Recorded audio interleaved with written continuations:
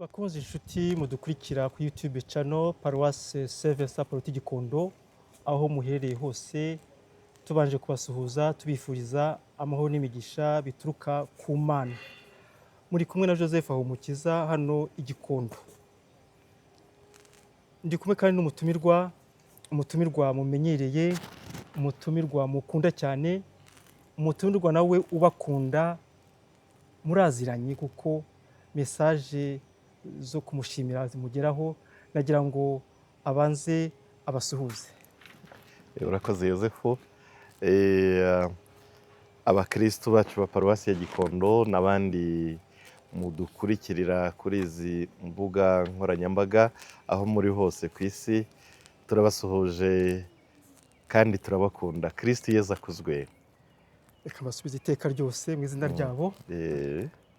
Nkuko mwabibonye rero ndi kumwe na Padiri Eugène Niyonzima, padiri mukunda cyane.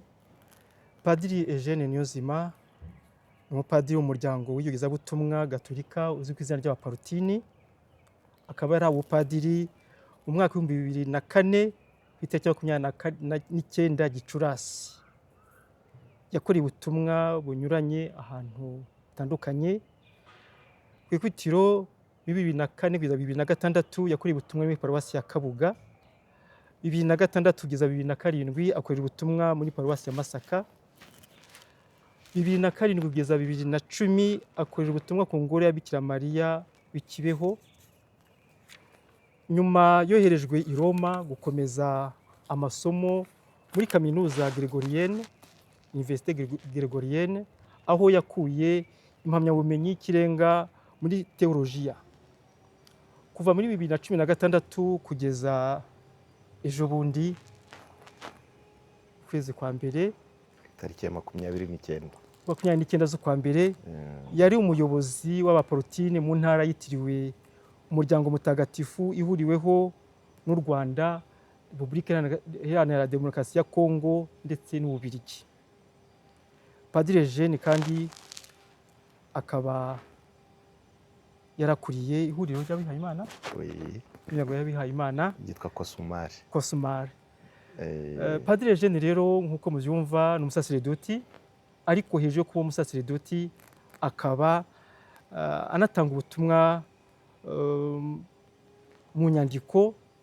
Twavuga ko ari umwanditsi w'ibitabo. Mu bitabo yanditse yatwibutsamo kimwe cyangwa byanditse, ariko icyo nibuka n'igitabo yanditse ku babonekerwa y'ikibeho. Abakobwa batatu babonekewe ikibeho. Ibibazo n'ibisubizo ibibazo abantu babibazaho n'ibisubizo byabyo. Ikindi nkukoreye mu ngata, ikindi cyerekeranye n'ubuzima bw'abihayimana bakita nakise vie consacrée cyangwa se ubuzima bw'abihayimana.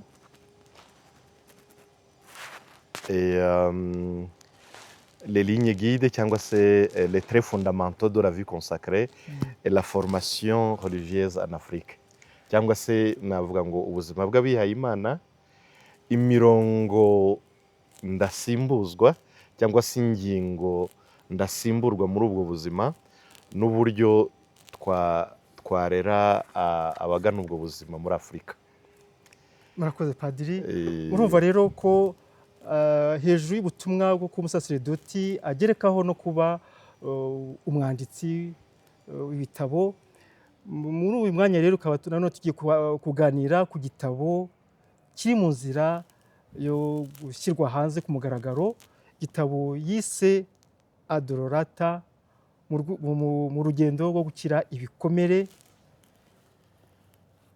iyo impabe yahuye n'impuhwe ubuzima buhindura impumuro. Ni igitabo mubona ahangaha. Ubwo ni igitabo cyangwa ni agatabo Yoze? Ni agatabo.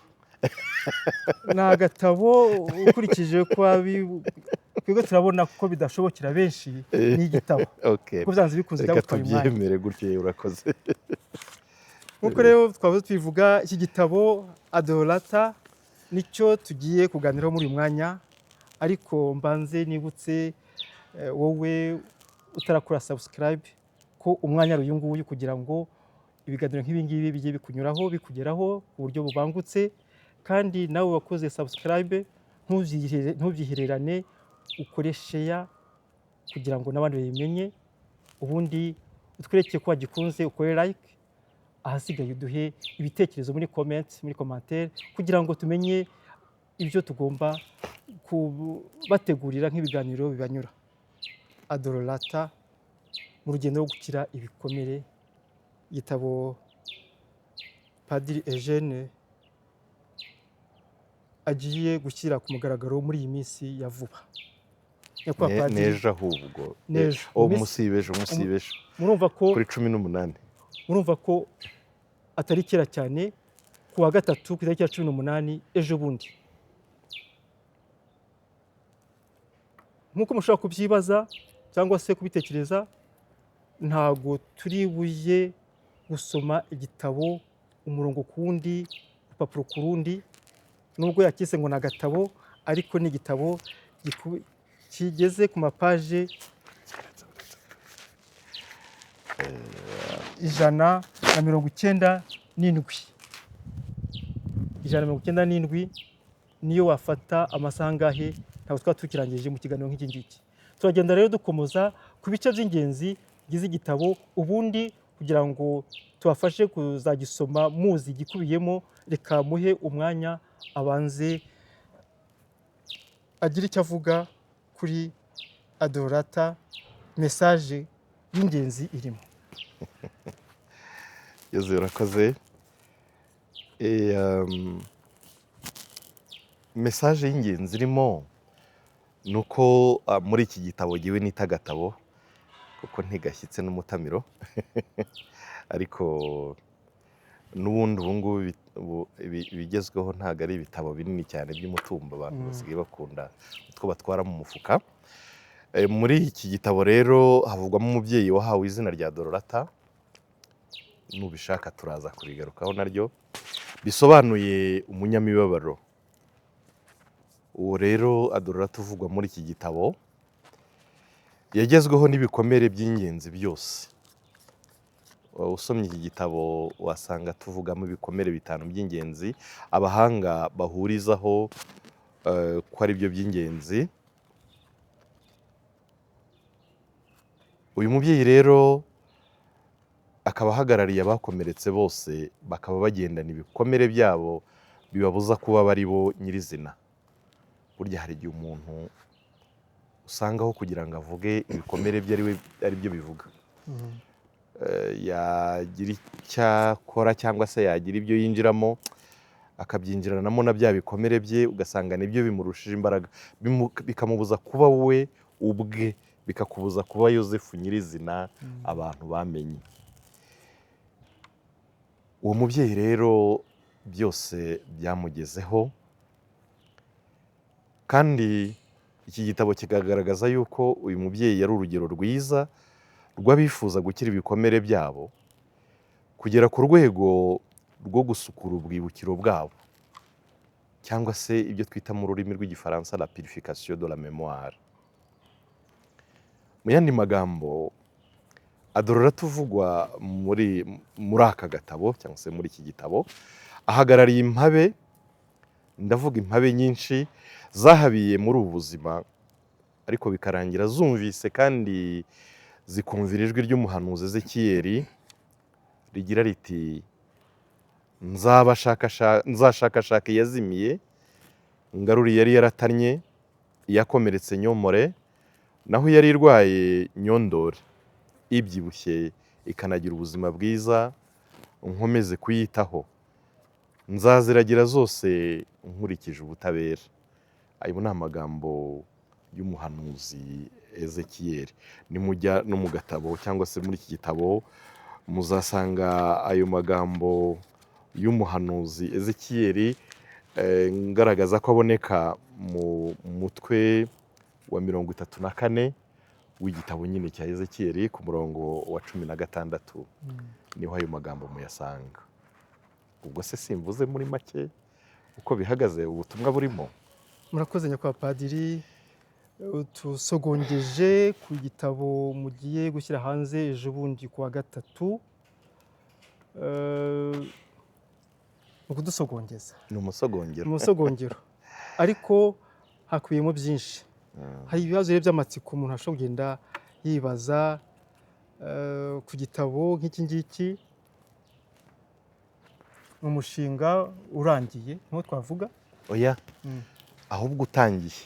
umushinga utangiye. Kuko nk'umushinga cyangwa se nk'ubutumwa burimo numva nifuza gutanga, numva butarangiriye aha ngaha. Ahubwo aka ni agafondasiyo. Fondasiyo. Aka ni agafondasiyo kuko numva bigikomeza. Ubundi abahanga mu bwubatsi bavuga ko iyo urangije gukora fondasiyo babonye koko ishusho y'inzu yawe ku buryo ufite base solide, uvuga ati ushobora no kugerekaho ibindi byose. Nizeye ko atari ukubakira ku mucanga nka ya vanjiri usanga muri Bibiliya. Deja iki gitabo kirangira nk'uko nanone biboneka mu ijambo ry'ibanze ryakozwe n'umusenyeri w'umuhanga twuziho ubuhanga, Musenyeri Smaragide Mbonyintege, akaba n'umuntu wacengeye ibyerekeranye n'amahame y'ijambo ry'Imana n'inyigisho za Kiliziya. Mu ijambo rye ry'ibanze hari aho arangiza avuga ko ibyabaye kuri Adorata atari karemano ahubwo ari karerano. Kandi n'abandi wenda n'abagira nabi bandi nabo akenshi ntabwo biba ari karemano, akenshi biba ari karerano. Buriya rero numva nshaka no kuzatekereza ubundi ni ubuhe burere umwana w'umunyarwanda yahabwa cyangwa umuntu muri rusange yahabwa, maze akava mu mubare w'abagenda bakomeretsa abandi aho banyuze hose, cyangwa se n'abatagira icyo bakora ku bikomere n'ububabare bw'abandi. Mbese uburere bwatuma umuntu nyamuntu umusonga wa mugenzi we umubuza gusinzira kurusha bya bindi tuvuga ngo umusonga wundi ntukubuza gusinzira. Aha rero naho numva ariho umuntu yazarebera muri uwo mujyo, mu rwego rwo kuvuga ko aka ni nk'agafondasiyo umuntu yazubakiraho ibindi bikomeza. Murakoze. Mu gice cya mbere cy'iki gitabo muvuga ngo kiracyari kuri fondasiyo, ariko aho kigeze gifite ibisobanuro byacyo. Muvugamo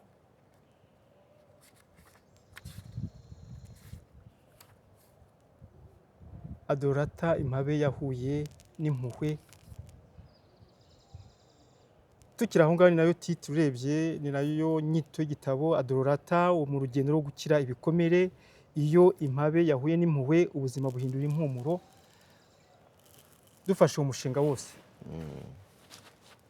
mwatubwira uko igitekerezo cyo guterura igitabo nk'iki ngiki mu gishyira ahagaragara cyangwa mu cyandike, uko imbarutso yacyo mbese igitekerezo uko cyabajemo. Ku wa gatatu muri konferanse cyangwa se inyigisho nzatanga, inyigisho mbanzirizamurika gitabo, nabwo nzabisobanura ku buryo burambuye. Ariko iri jambo cyangwa se inyito Adorata ubwaryo ni umushinga muremure cyane, kubera ko hari n'uwambajije ati kuki Adorata utagihaye inyito y'ikinyarwanda iri ngari ukahitamo kuyita Adorata atari n'ururimi rwacu. Uwabibaza gutyo yaba bifite ishingiro, ariko nanjye w'umwanditsi nashakaga ijambo ribumbye igitekerezo cyangwa umushinga wose. Adorata mu rurimi rw'igitaliyani bisobanuye uwababajwe cyangwa se umunyabibabaro. Reka tunamwite umumenyerane w'ibyago nk'uko n'ibyanditswe bitagatifu bimwita. Ijambo ubwaryo niko rivuga. Iri zina rihabwa abana b'abakobwa, ariko mbere na mbere abariha abana babo biba bishingiye kubera ko bakunda Bikira Mariya. Burya nyine nawe ni umunyamibabaro, n'uw'ikibeho hano iwacu nawe ni umunyamibabaro, burya nawe ni Adorata. Ariko ubwo mu rwego rw'iyobokamana bikaba bishingiye yuko ababyeyi bakunda Bikira Mariya, wa wundi wari uri munsi y'umusaraba wa Yezu, umwe wanyuze mu bubabare bwinshi, abenshi niwe babaga batekereza. Noneho mu rwego rwo guhora bamwibuka kandi basingiza ibigwi bye, we wabashije nyine kunyura muri ubwo bubabare kugira ngo tugire ubuzima, bakaryita abana babo, bakabita ba Dorata.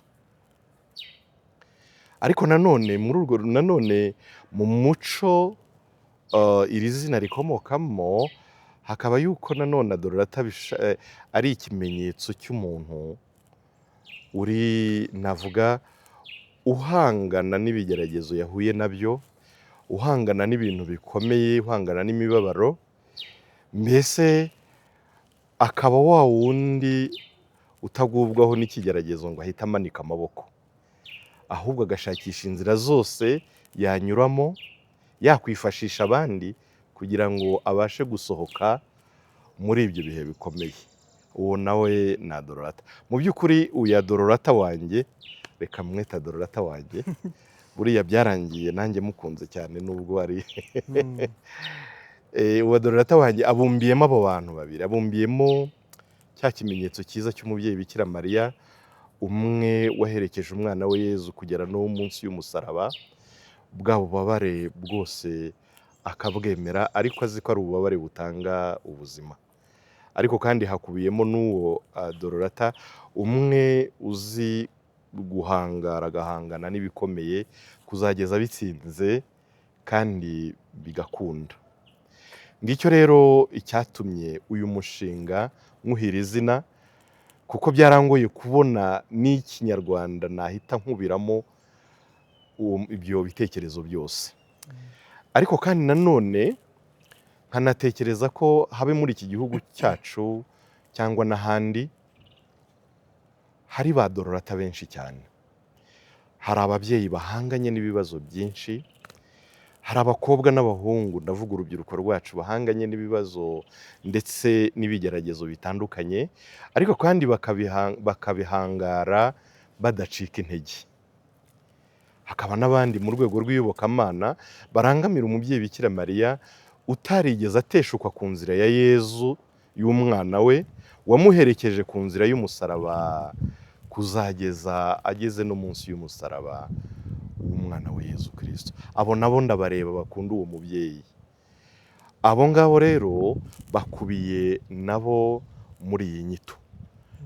Ariko kandi ntibihagararira aho ngaho, kubera ko izi nzira ducira cyangwa se ncira Dorata ngo ave muri ibi bibazo muri iki gitabo, ni ukuvuga ngo ndabwira ba Dorata b'isi yose, ariko kandi nkanibwirira abo muri uru Rwanda rwacu, twebwe twanyuze mu bihe bikomeye cyane, bikadusigira ingaruka za roho n'iz'umubiri, kugira ngo ntiducike intege, ahubwo dutwaze dukataze turi kumwe n'Imana, ibyo byose twabisohokamo. Izo nzira rero wenda tuzagarukaho ikindi gihe cyangwa uyu munsi, nizo Adorata akurikira.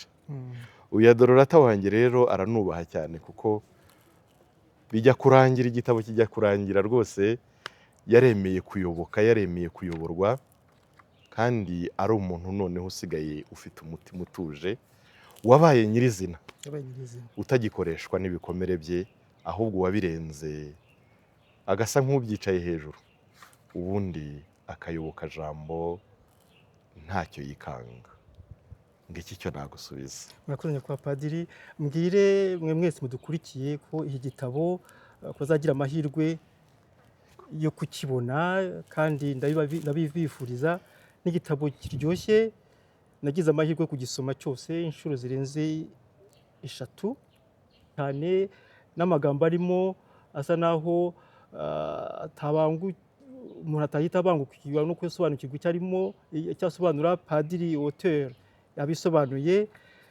Ni igitabo iyo usomye inkuru ushaka kugera ku mwisho kugira ngo wumve ikirimo. Ni igitabo cyanditse ku buryo bwangushye, ushaka kugisoma uryamye, wicaye, uhagaze, ugenda.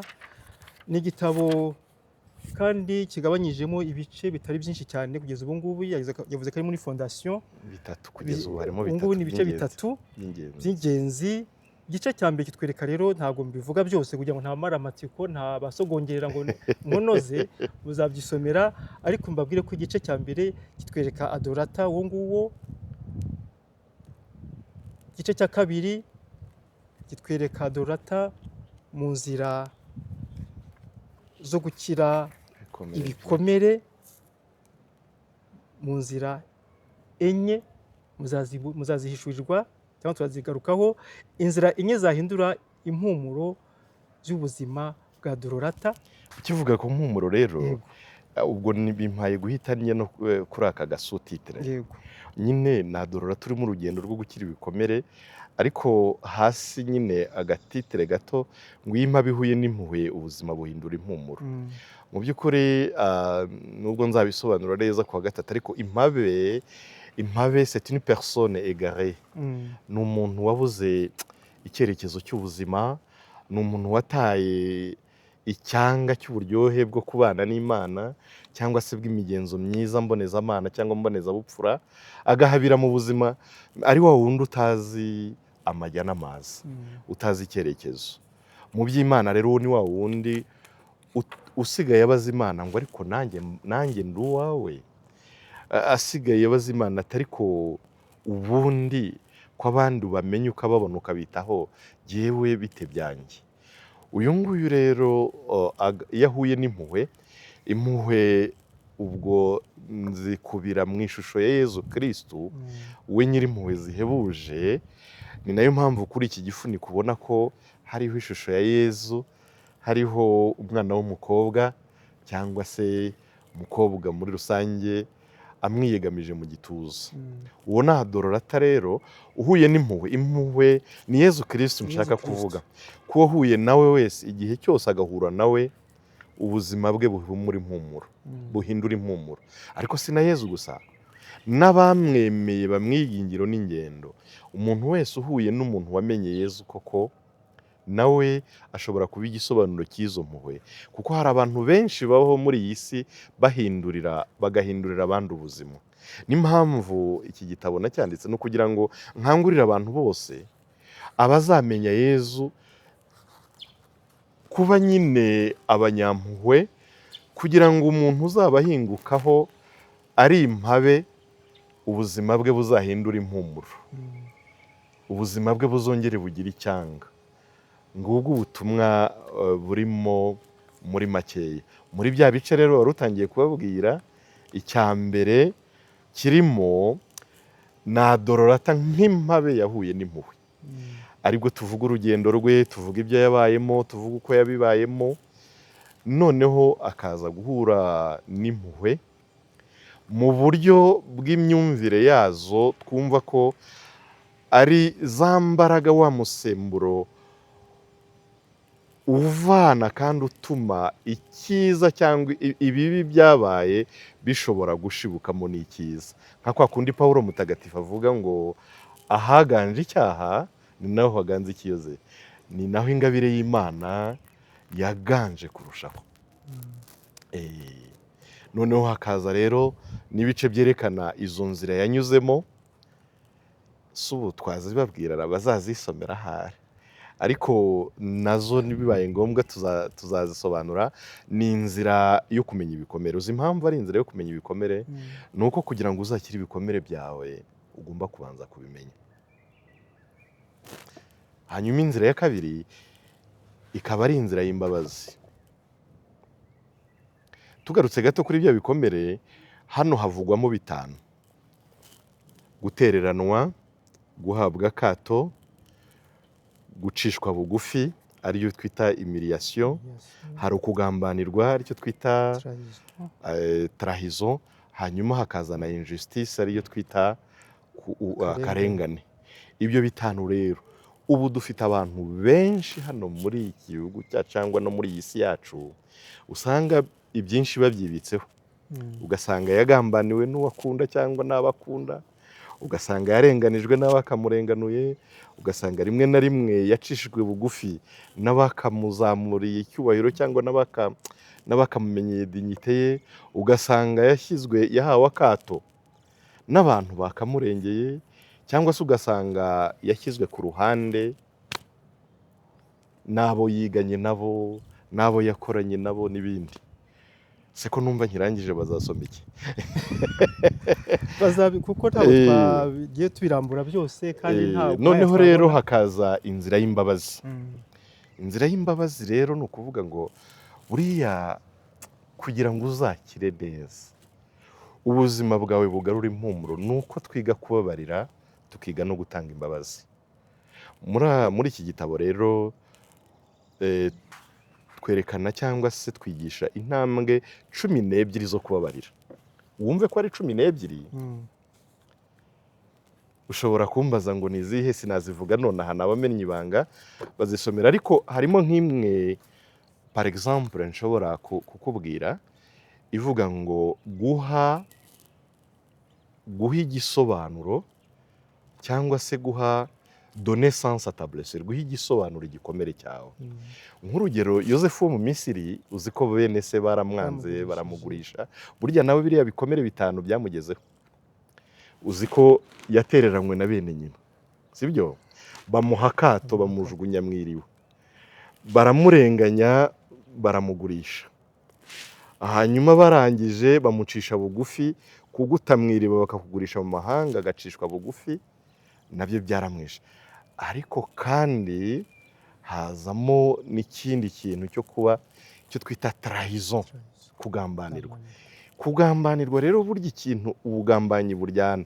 Burya ni nko iyo ugambaniwe n'uwo washatse, ukagambanirwa n'uwagushatse, ukagambanirwa n'ukunda, biryana kurusha kuba wagambanirwa n'umunyamahanga. Yosefu yagambaniwe na bene nyina, byaramuriye cyane. Nuko birangira rero mugiye mu gitabo cy'intangiriro, umutwe wa 45, Genèse 45, n'ibikurikira, ubwo je cite de mémoire ndimo kubivuga mu mutwe. Hari aho Yosefu agera akavuga ngo buriya bene mama ntabwo aribo bakoze bya bindi, ibyakozwe byose navumbuye ko Imana ariyo yatumye biba, kugira ngo nze mu Misiri nzabategurira inzara nibica nzabagaburire. Akavuga ati buriya ni akaboko k'Imana kanyohereje, nza gukundwa ibwami hano mu Misiri, nkundwa na Farawo, kugira ngo abazasonza mu gihugu cyanjye bazasange narabateguriye. Ati namaze kumenya ko batangurishije, namaze kumenya ko nubwo banshijije bugufi, nubwo bangambaniye bwose, harimo akaboko k'Imana kugira ngo nzagire akamaro. Iyo ni intambwe muri 12.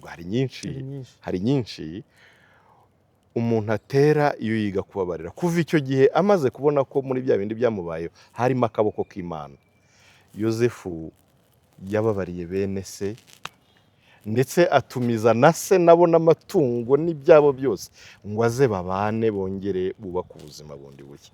Ubwo se urwo rugero ntabwo rwumvikana Yosefu? Rurumvikana, ni ukomeza kubonja. Harimo rero n'indi nzira, hari n'indi nzira rero nashatse gucira Dorota, ariko iyo mvuga Dorota ubwo mwabyumvise, ni twese, ni wowe, ni jyewe. Sinzi niba hari umuntu utakwibona muri Dorota. Abana, ababyeyi, urebye twese twakwibona muri Dorota.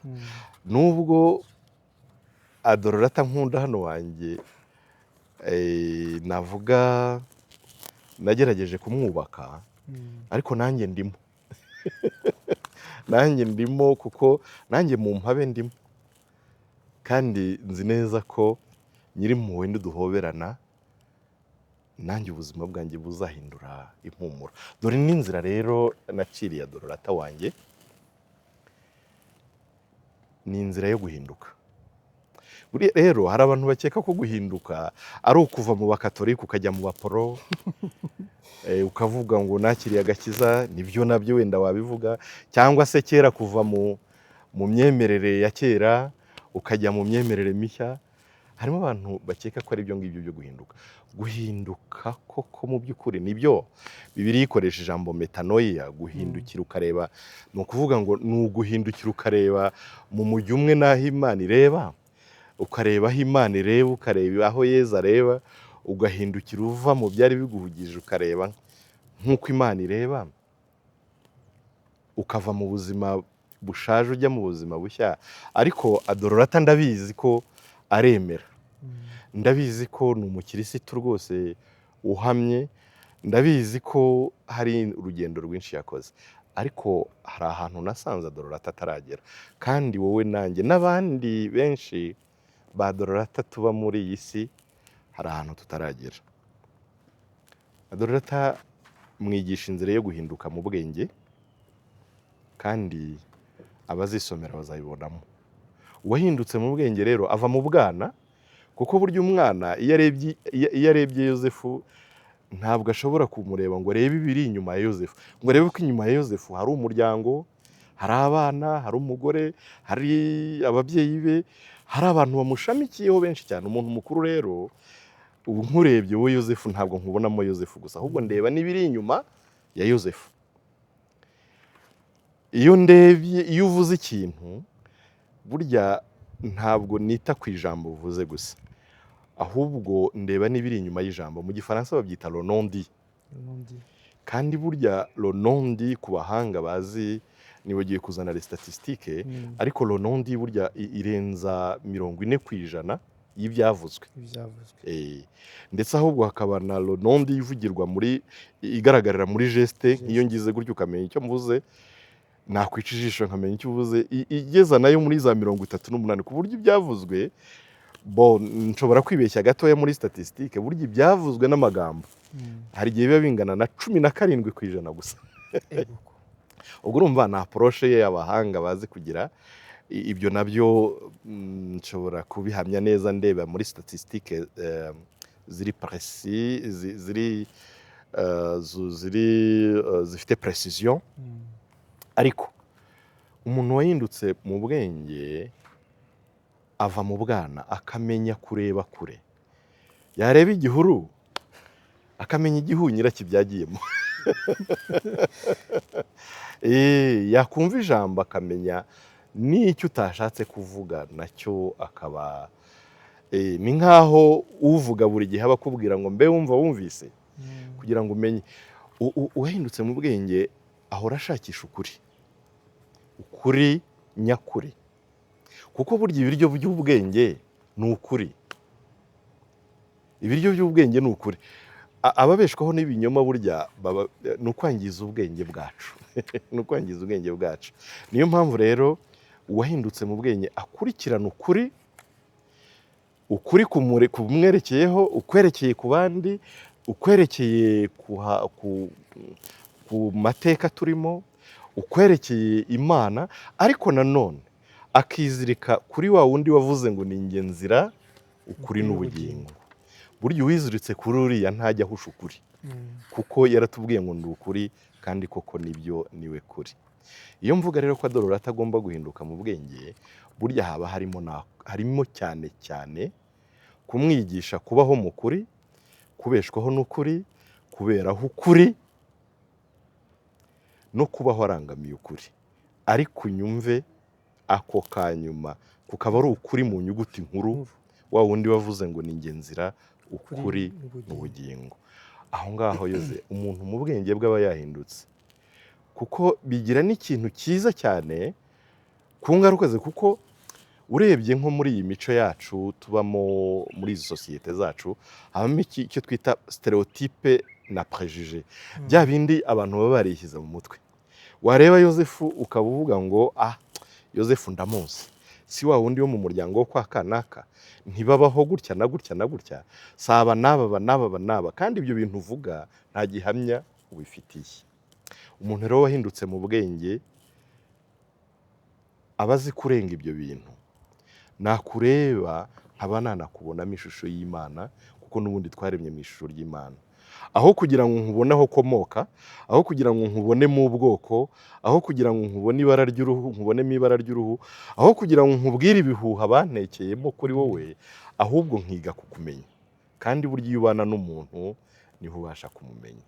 Burya tubana tutaziranye, kuko hari igihu cy'ibinyoma twabwiwe, hari amastereotype n'amaprejije, hari ibintu sosiyete yatwambitse itubwira ngo abangaba bateye gutya, bariya bameze gutya, kandi burya nta muryango utagira ababi n'abeza. Bityo rero abeza urabamenya iyo wamaze kumenya ukuri, ukabigana, ukagira ingero, ukabiga ingero n'ingendo. Ababi nabo sabo kujugunywa rega, nawe ukaba mu ruhande rw'abagerageza guhindura ababi beza, kugira ngo twese turangamire inzira y'Imana tugana heza. Ubwo se urumva uko guhinduka atari kwiza? None se uko mbirangije igitabo bazakisoma, ariko ntacyo reka ntabwo urakirangiza kuko ni kinini, ubwo wakize agatabo kose ni kinini. Ariko hari n'iyindi nzira ya gatatu yo guhinduka, guhinduka mu mutima nama. Yoze biriya nibyo tubura cyane. Buriya guhinduka mu mutima nama nabwo umuntu ava mu bwana, sibyo? Ava mu bwana akaba umuntu mukuru. Umwana burya iyo umuntu akiri umwana, ikintu akora kenshi n'ibyemezo afata iterwa kenshi n'ibyo na bimwe twita amarangamutima. Umwana hari igihe akora icyiza yanga guhanwa, iwacu batanyica, iwacu batankubita, cyangwa se akagikora ategereje guhembwa, mama aranzanira bombo reka asange natahije udukwi. Ubwo urumva aho ni mu giturage. Mama aranzanira bombo reka asange ntacanye televiziyo kuko yarabimbujije. Burya umuntu aba akiri umwana. Iyo umuntu akora icyiza kubera ko atinya guhanwa, agakora icyiza kubera ko ategereje igihembo, uwo nguwo aba akiri umwana. Inama rero, inzira nereka Dorota yo guhinduka mu mutima nama, ni ukumwigisha gukora icyiza kuko ari cyiza, akanga ikibi kuko ari kibi, tutitaye kumureba cyangwa utamureba. Uwo muntu aba yarahindutse mu mutima nama. Ntaza kuvuga byinshi nkabamara amatsiko n'igitabo ntimuzagisomeye, ariko hari aho bigera ku gasongero, umuntu wahindutse mu mutima nama akora icyiza n'iyo icyo cyiza cyamugiraho ingaruka mbi. Ariko kandi urumva aba yigana databuja, pa databuja, inshuti yacu. Yaravuze ngo nta kitwita abagaragu, ni inshuti zacu. Inshuti yacu Yezu wakoze ibyiza kugeza naho amaboko ye ayarambura ku musaraba. Igihe tuzagira abantu bahindutse kuri urwo rwego, ni ukuri tuzaba dufite abantu beza cyane. Akabazo k'amatsiko Padiri. Yego. Ese ko guhinduka mugenda mugaragaza Yezu nk'ishusho nyakuri ku muntu wamenye Yezu ariwe hahinduka, nta muntu ushobora guhinduka atazi Yezu? Sosiyete nyarwanda cyangwa ku isi yose hari abatemera Yezu. Ese abo ngabo baramutse bashatse guhinduka barebera kuri? Impamvu nagumye kuvuga Yezu nuko yantwaye umutima nanjye nkemera gutwarwa. Siko turirimba se? Yantwaye umutima nanjye nemera gutwarwa. Ariko n'abataramumenya hari abo twita mu Gifaransa les honnêtes hommes. Donc umuntu w'inyangamugayo niyo yaba ataramenya Yezu, ariko burya Yezu hari uburyo abamukoresha we atabizi, ataramumenya tout simplement. Imigenzo ye myiza, imbaraga ze zikaba zimukoresha watarabimenya. Barya rero banaruta n'abamumenye badashyira mu bikorwa cyangwa se badakurikiza ibyo babwiye. Hagati aho nkunda n'inkuru iyo ariko ntago iri mu gatabo, numva nariyize kuyibabwira. Umuntu w'inyangamugayo honnête homme wahuye n'umwigisha vanjiri, ndanga kuvuga umuryango yabarizwagamo ntaza kugira ibyo nangiza. noneho uwo muntu w'umumisiyoneri aramubwira ati ariko abantu mutemera mubaho mute, mubaho mute mutemera Imana, mutemera Yezu Kristo. Uwo muntu w'inyangamugayo yaramureba ati ikibazo mbajije ni cyiza, atariko nanjye njya nibaza ukuntu abantu bamenye Imana babaho, abantu bamenye Yezu babaho, baramwemeye ariko ibyo yigishije nta na kimwe kibafasheho. Ati nanjye njya nibaza ukuntu babaho bikanyomera. Nguko uko umukino warangiye, ntumbaze ibyakurikiyeho, ariko ubwo urumva ba bandi wabazaga ni ya nyangamugayo nakubwiraga, akaba yarahindutse mu mutima nama we, akaba ashobora gukora icyiza kuko ari cyiza. Ariko impamvu nashyiragamo n'uwo wamenye Yezu ni uko noneho nguwo aba ibyemezo bye n'imigambi ye abishingira ku migenzo myiza mbonezabupfura iranga uwamenye Yezu, n'imigenzo myiza mbonezamana iranga nyine uwamenye Imana. Ariko uwo nguwo utarabimenye we afata ibyemezo byagendeye ku migenzo myiza mbonezabupfura. Kandi izi sosiyete zacu, imico y'ibihugu byose habamo imico myiza cyane iranga abantu b'ubupfura. Burya rero aba yarahindutse. Twe rero twongeraho n'iyo ngingo yacu yo kuba twaramenye Yezu, aribyo byagombye kuryoshya n'ibyo byose, kubera ko ntituba tukiri ku rwego rwa kimuntu, ahubwo haba hajeho noneho n'ingabire y'Imana twabuganijwemo mu mitima yacu. Si nayo ngiyo se ihita ijyana ku guhinduka mu mutima, kuko niyo nzira ya kangahe, niyo nzira ya gatatu. Oya, muri ya nzira ya kabiri ni uburyo bwa gatatu bwo guhinduka. Guhinduka mu mutima rero bwo simbitindaho, ndabivuga mu ijambo rimwe. Yoze, urabona urakuze, ariko igihe ibuka, nagira ngo usubize inyuma, wibuke igihe warambagizaga madamu wawe nzi ukunda. Ndabizi rwose ko umukunda kandi mukunda. Usubize ya minsi inyuma. Iyo imvura igwa wari wagerageje kujya kumusura, wari kusibirwa urugendo ngo imvura yaguye, ngo wabo harya ni mama nde, nanga kumuvuga mu izina kuri kamera, reka two kumuvuga. Wari kuvuga ngo sinjya kumusura ngo imvura yaguye. Nari kuyumva se, n'izuba sinaryumvaga, n'imvura sinayumvaga. Icyo nkundira abantu bafite experience. Hanyuma se iyo wageraga iwabo, tuvuge ugeze iwabo ugasanga mama we, kwa kundi ababyeyi bacu biyambariraga bavuye guhinga, yifitiye n'uburimiro na za ngutiya zabo, wenda no kwimesa ntibyari ngombwa cyane avuye guhinga, wari kuhagera se akikanga akavuga ngo reka njye guhindura imyenda, akwakira uko ari. Ariko nka Yozefu wari kuvuga ngo mabukwe ngo ibyenda yambaye ngo ni bibi, ngo dore ukuntu asa n'uburimiro, ahubwo se ntiwarebaga ukabona niwe mubyeyi mwiza ubaho ku isi yose. Nyibukije ishusho namubonanye bwa mbere njyayo, nabonaga ari umumama uruta abandi bose. Cyane rwose. Ngaho reka dutekereze ko iwabo wenda mbere yo kugera yari ahantu haterera, wagira ngo urahazi. Wari kunanirwa guterera uwo musozi, ntiwawirukaga ukagira ngo haranamanuka. Burya rero mu ijambo rimwe, uwahindutse mu mutima ni nko c'est comme tomber amoureux de Dieu, falling in love with God. Mu Kinyarwanda ntiturabona ijambo ryiza, abajene njya numva bavuga ngo ni ukujya mu rukundo, ariko umuntu n'undi wahindutse mu mutima ni nk'aho agiye mu rukundo n'Imana ye. Ibintu byose birebana n'Imana yumva bimuryoheye. Niyo ubonye agasaro wibuka ishapure, wabona agatabo nk'ako ubonye ishusho ya Yezu ukumva birakuryoheye, wabona umuntu agiye mu misa ukumva birakuryoheye. Ni ukuvuga ngo ibintu byose birebana n'Imana wumva bikuryoheye, ibintu byose birebana na Kiliziya wumva bikuryoheye, ibintu byose n'abantu bose bafite aho bahuriye n'Imana wumva bakwizihiye.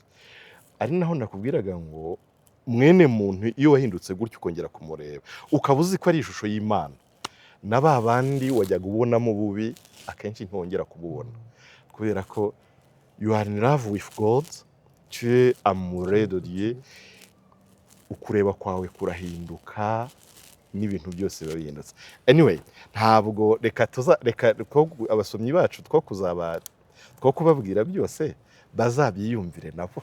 muzabyiyumvire. Ariko nagira ngo nibutse abadukurikiye ko mbere y'iki gitabo hari inyigisho Padiri Eugene yigeze gutanga akurikira video zacu ivuga ku mpabe, nayo mujye kuri YouTube yacu, hanyuma murabona inyigisho yitwa Impabe, ntabwo nibuka neza titre, ariko yatanze ikiganiro inyigisho nabyo ni muri uwo murongo ijyana neza n'impabe n'impuhwe. Impabe n'impuhwe. Reka ese ubundi nkubwira inzira ya kane ya Adorata. Reka nzimare n'ubundi se ko ari ubundi ko ari abantu bacu, cyatuzanye Padiri, ko ari abantu bacu. Hari inzira, ariko aha ngaha nahimbye amagambo, ariko nyahimbye mbaza abakuru, mbaza n'abahanga ba Kiliziya, bambwira ko birahura. Ni ijambo nise isukura bwibukiro. Isukura bwibukiro rero ni purification de la mémoire. Narabajije rwose ndasukuza, barambwira birangira twumvikanye ko iri jambo ryakunda, purification de la mémoire. Urumva tumaze igihe tubivugaho kenshi, burya iyo umuntu yakomeretse, iyo umuntu yanyuze mu bintu bikomeye, biba bisaba ko umuntu apirifiya cyangwa se asukura memoire ye. Memoire rero niyo nise ubwibukiro. Reka no kujya muri teori mbibabwire mu magambo shusho. Reba yoze nkugaruye mu mvugo shusho. Reba inzu nziza ariko iri iruhande rw'inyanja, cyangwa se reka tuvuge ikiyaga, twebwe n'ibyo tuzi. Umunsi umwe haje umuhengeri, imivumbi iratera irazamuka, iraza yisuka muri ya nzu, ikubura n'imyanda yose yari iri mu nyanja. Ba nyir'urugo barahunga, ibyari birimo byose bihinduka umwanda. Ba nyir'urugo baba bayivuyemo kuko yahindutse umwanda, banayireba ntibongere kuyimenya. Fata iyo shusho uyindebere. Nyir'urugo rero n'abana n'umuryango bagarutse muri iyo nzu, ntago bahita basasa ngo baryame. Niyo baryama, umwuka mubi uri muri iyo nzu, umwanda wagezemo, ntabwo watuma bahumeka. Urumva ya mpumuro aho igiye kuzira? Iyo nzu irimo impumuro mbi cyane ku buryo kuyiraramo byakugora. Niyo wayiraramo warara witsamura, warara ukorora, ushobora no kwanduriramo izindi ndwara. Mu by'ukuri nyir'urugo ntago aba akiri nyir'urugo. Sinzi niba ubyumva neza. Nyir'urugo ntago aba akiri nyir'urugo, ahubwo aba yarabaye undi muntu. Niyo agenda abagendera ku mano, aho yagendaga yashyize ibirenge hasi. Niyo yinjiye mu muryango agenda yunamye, kwanga ko igisenge cyahubutse cyamukora. Nayigereranya nk'ubwibukiro bwacu, notre mémoire. Iyo twanyuze mu bihe bibi, ubwo bwibukiro bwacu buba bwarabitse ibintu byinshi bibi, amashusho mabi, impumuro. Ubu hari abantu bivuga bakaba babyiyumvamo, impumuro mbi, ba bantu bagaragaraga nabi, bafite isura z'ubugome, bafite ibitekerezo, amagambo mabi. Ibyo bintu byose bikaba bibitse muri memoire yawe. Isukura bwibukiro rero risaba ngo ufite umuntu muwe muri kumwe agufashe gusukura ya nzu yawe.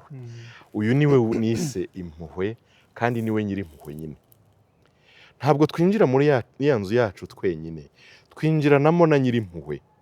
We rero ni umwitonzi, aritonda cyane, kandi ibintu byose azi kubiha umwanya wabyo.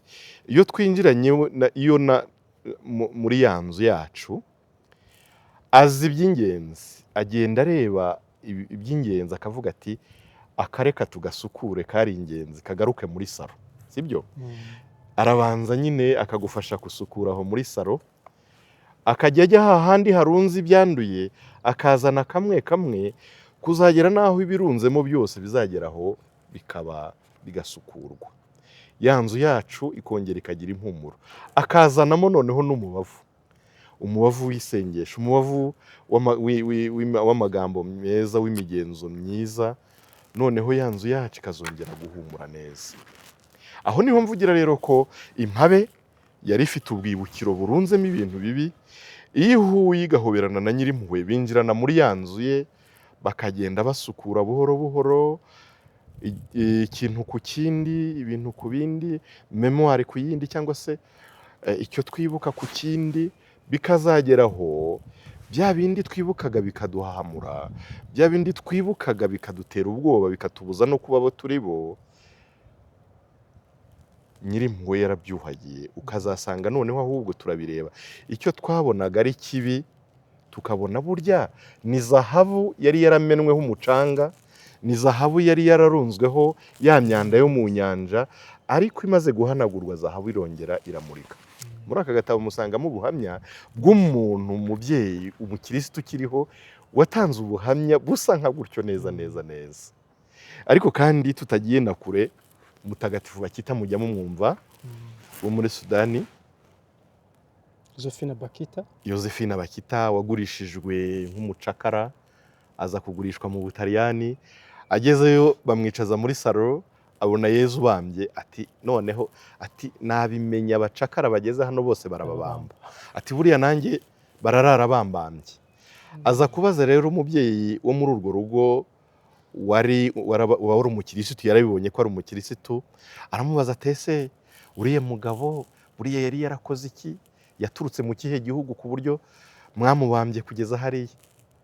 Nibwo rero wa mubyeyi yatangiye gusobanurira Bakita ko ari Yezu Kristo, byagenze gutya, wadupfiriye ku musaraba. Bakita birangira nawe amwemeye. Nyuma rero yaje kuvuga ngo ye baba we, ngo ba bantu bangurishije n'uyu Mutaliyani bari abirabura bamugurishije, ati uwabongera akabansubiza, ikintu nakora nasoma ibirenge byabo, nasoma ibirenge byabo, kuko urya munsi iyo batangurisha sinari kuzapfa amenye Yezu. Ni ukuvuga ngo ya memwari y'ubucakara, bwa bwibukiro bw'ubucakara yari afite, yahuye na Yezu arabwuhagira. Noneho abwuhagiye, abusukuye, abona noneho ni zahabu. Aravuga ati burya ba bantu bakekaga ko bangiriye nabi, naho bari bamfumbatishije zahabu mu ntoki. Niho yavuze ati ibyo, ariko n'igihe bimuvugiye ntiyabivuze, ati zahabu yanjye ntizongera kunshika igihe cyose nkiri muzima. Yoze, utumye igitabo tukirangiza, kandi ntabwo aricyo twari tugamije, ariko ntacyo twari tugamije kubasogongeza inshuti bavandimwe, ariko kubasogongeza no ku byiza byose.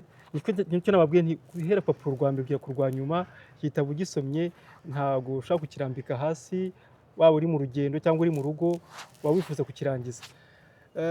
Akabazo k'amatsiko nyakubahwa Padiri, mu gice cya kabiri cy'igitabo cyanyu mugenda mugaruka gukoresha imibare, inzira enye zahindura impumuro y'ubuzima bwa Dorota, ibikomere 5, nubwo byanditswe n'uriya mwanditsi n'abandi benshi, hari Lize Bourbeau, hari n'abandi bagiye babikoraho nka Montbourquet, hari n'abandi hari n'undi moteri, n'abandi. Nashaka kuvuga ku mibare mwagiye mukoresha, navuze 4, 5, inzira nyabutatu mumaze kumozaho mu kanya, guhinduka mu bwenge, ku mutima, umutimanama, mugaruka no ku nzira, muvuga no ku nzira 12. Iyo mibare dusanga muri Bibiliya, ese ni inspiration ijyanye n'ubuzima bwanyu bw'isaserdoti, cyangwa ifite ikindi isobanuye? Aho naba ngiye kubeshya, kandi rwose nabanyuranije no guhinduka mu bwenge kwigisha, kuko wahindutse mu bwenge azirana n'ibinyoma, agaca no kubiri n'ibinyoma. Aho ngaho ni ukuvuga nk'ibyo bikomere 5 nk'urugero, nuko abahanga mu buzima bw'imitekerereze no mu buzima bwa roho nibyo bahurizaho. Ariko ushatse wabihuza n'ibikomere 5 bya Yezu. bya bindi tujye tuvuga muri rya sengesho rya Yezu ugira ubupfura n'imico myiza. Nabyo babivugamo bitanu, cyangwa se ku itara rya Pasika n'ibindi ushatse wabihuza, ariko mu by'ukuri ntaho bihuriye, ntabwo ari byo nashaka guhuza nabyo. N'iyindi mibare ntabihuriye pe, ni ibisanzwe. Reka tugarukire ku ibibazo y'amatsiko gusa umuntu agenda yibaza nk'uwasomye igitabo. Ndimo kwibaza nkurikije ibyo Mutagatifu Tereza w'i Calcutta namwe mugenda mugarukaho mu gitabo cyanyu, bavuga ati nta na rimwe ububabare buzabura mu mibereho yacu. Bivuze ko uko tumeze kose dushobora kwambara amakoti tugacya, dushobora gukenyera nk'abadamu bagakenyera bagacya, ukicara muri ofisi ku ntebe nziza ugaseka ariko ubabaye. Bivuze ko twese burya dushobora kuba dufite ibi bikomere tugendana tutabizi cyane. Ubusa ahubwo hari n'abarenze ibyo. Ariko iyo tubuze ububabare, ubwo nagira ngo abantu irebure aha ntabwo nabivuzeho cyane, ariko numva nzabigarukaho muri Adorata Tome 2. Burya ese ubundi ububabare tubukura hehe? Hari ububabare duterwa n'ingaruka z'ibyaha byacu.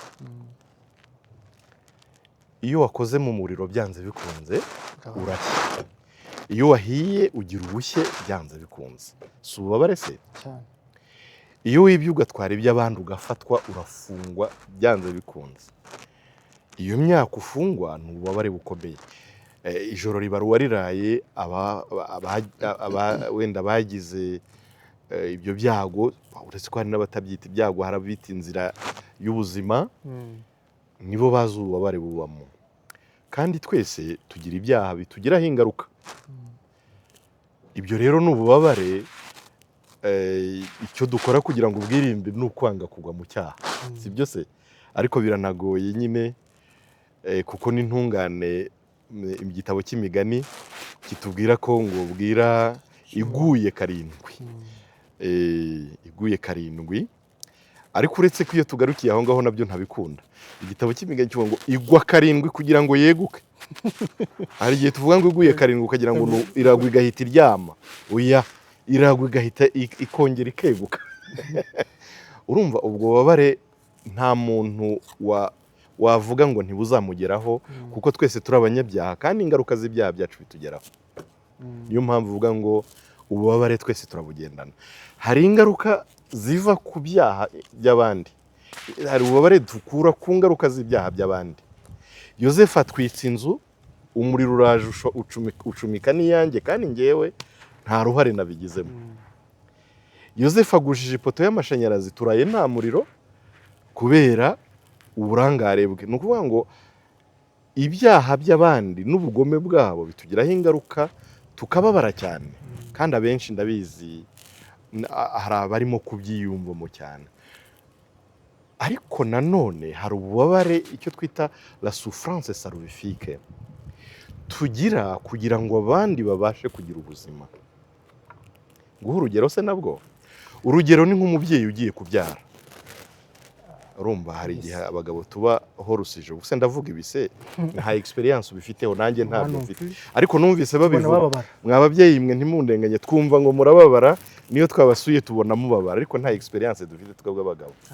Ariko twumva ngo birababaza, ariko kugira ngo utange ubuzima, kwa kundi niyo umaze gufata akana kawe wumva wishimye, bakakurambika no mu gatuza, birya ni igihembo cy'ububabare ntangabuzima. La souffrance salvifique. Ububabare ntangabuzima rero, cyangwa se ntangabuzima, hari ubuzima bw'isi cyangwa ubuzima butazima, buriya bubabare kubemeye Yezu Kristo ntibashobora gutandukana nabwo. No kubemeye Imana ntushobora kububura. Kubera iki? Iyo wemeye Imana ukajya mu migenzo myiza, byanze bikunze ubonye umusonga w'umuntu wamurembeje, ntabwo usinzira. Kudasinzira si ububabare se? Umusonga wa Yosefu yumburije gusinzira burya amambabara. Iyo nigomwe cyari gutunga abanjye nkagitungisha abababaye, burya nyine niko kwakunda uravunika. Umugabo wirirwa kugikwa izuba ryamwishe kugira ngo umuryango urye, burya buba ari ububabare aterwa n'urukundo akunda umuryango we. Iyo tuvuga rero hano kubabara tuba tuvuga surtout la souffrance salvifique, ububabare ntangabuzima. Ubwo rero nta muntu utabugira, na Bikira Mariya bitubwiye ko abana be badatana n'imibabaro. Abana be rero ni babandi biyemeje kwemera kunyura mu bikomeye kugira ngo batange ubuzima, buba ari ubuzima ubu ngubu busanzwe cyangwa ubuzima bwa roho. Ni muri iyo sanse rero nakubwira ngo nta muntu utababara. Niyo butaba n'ubu ngo salvifique cyangwa ntangabuzima, harimo n'abababara kubera ibyaha byabo, harimo n'abababara kubera ingaruka z'ibyaha by'abandi. Igihe rero nahitamo kuba mu gice cy'abababara kugira ngo ntange ubuzima, cyabemera kwigomwa kugira ngo abandi babeho, kuko n'ubundi ndabizi hari abandi bazakora ibyaha bingireho ingaruka, nanjye hari ibyaha nzakora bingireho ingaruka, ariko umugambi n'intego nuko icy'ingenzi nuko nababara ntanga ubuzima. Burya ni nayo sansi yo kwiha Imana rega. Ni ukuvuga ngo hari ibyo nigomwa kugira ngo nzatange ubuzima ku bandi, nta kindi. Mu gice cya gatatu cy'igitabo cyanyu nyakubahwa padiri, mwakihariye amagambo yavuzwe n'abahanga. Nanjye ndashaka gukoresha amwe mu magambo yavuzwe n'abanditsi cyangwa abahanga, cyangwa se imwe mu migani. Akenshi iyo umuntu yandika igitabo hari ibyo abantu abasomyi bajya bibaza.